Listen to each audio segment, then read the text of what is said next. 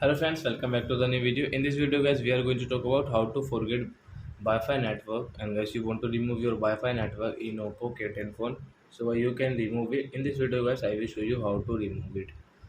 So before starting video friends, I want to tell you if you're new in my channel and you are watching my video first time. So first of all go and subscribe my channel, click the bell icon and like my videos.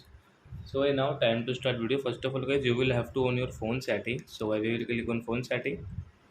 Then guys you can see this type of setting. Then guys click on Wi-Fi setting. So as you can see guys, this Wi-Fi guys you want to remove which Wi-Fi guys you have. So let's click on this icon size setting. Then guys you can see remove this network setting. So you can remove from here guys. You can see guys you want to forget. So you can forget from here. Click here and guys click on remove. So this Wi-Fi will forget, and guys you can see this Wi-Fi will remove in your Oppo K10 phone.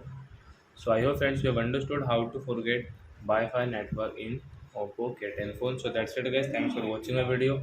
Now we will meet on next video with new topic. Before guys, please go and like and subscribe my channel.